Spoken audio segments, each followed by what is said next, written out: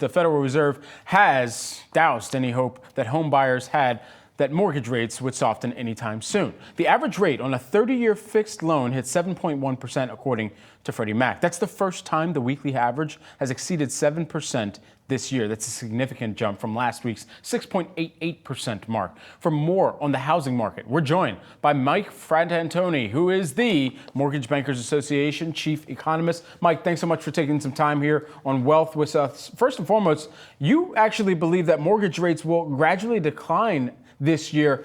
What's the time frame look like for that?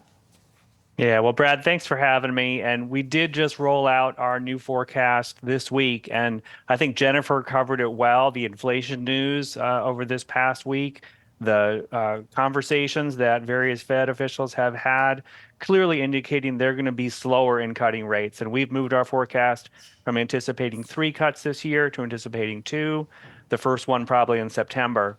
So mortgage rates, which are, call it, 7.25 in the most recent data, we think will be down to about 6.5 by the end of the year. It really is going to be reflecting a gradual slowdown in the strength of the economy. And we expect the unemployment rate's going to rise, not very much. We're no longer calling for a recession, but we do think there's going to be enough of a slowdown that the Fed should feel comfortable cutting rates by September of this year. What if they don't? If we don't see any cuts from the Fed this year, if the Fed perhaps says, you know what, we want to look apolitical, especially in an election year, and they have a history of trying to make sure that that is well intact. So all of that considered, if we did not see any rate cuts, what does that do for the prospect of home buyers seeing lower mortgage rates? Yeah. It's a risk, but I think the other factor that's playing into their consideration really is the global environment. You see the European Central Bank clearly signaling they're going to begin to cut rates. You see currency movements moving strongly against other currencies, the dollar strengthening. That's going to help bring our inflation number down even more quickly than we had thought previously. So I think if the Fed really stands out as the only central bank not cutting at some point later this year, that's what's going to push them to move. Totally take your point. They want to be seen as non-political.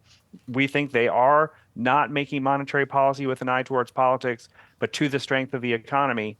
But they have a two-sided mandate. They not only have to keep inflation at 2%, they want to keep employment as high as it can get. And I think that employment side of their mandate is going to start looking more troublesome as we get through the course of this year. Existing home sales, of course, roughly about 90% thereabouts of the total sales typically.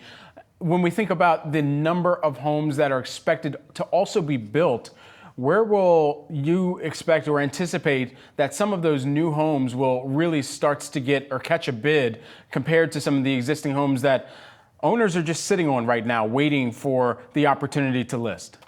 Yeah, exactly right. The lock-in effect has kept current owners from listing their properties. Most recent data, we only see about 1.1 million existing homes on the market. It's about a 3-month supply. More typically, you'd expect to a 5 to 6 month supply.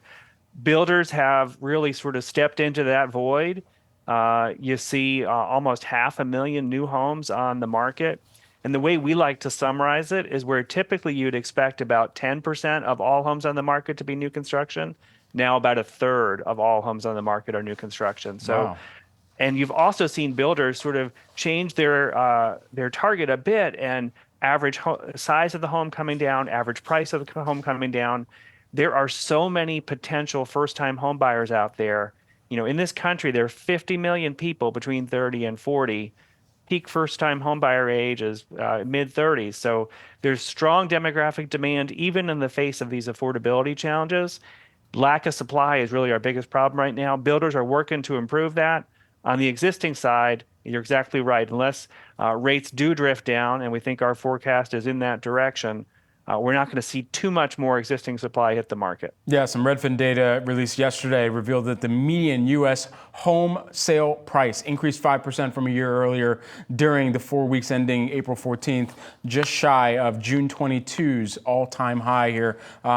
Additionally, in some Redfin data this morning, too, luxury homes costing more than ever before, they mentioned here. I wonder, as you're kind of evaluating where there are still buyers that are in the market, especially at that luxury end, you know, how much more they're still willing to pay up even if it means, costing a little bit more in the near term. Yeah.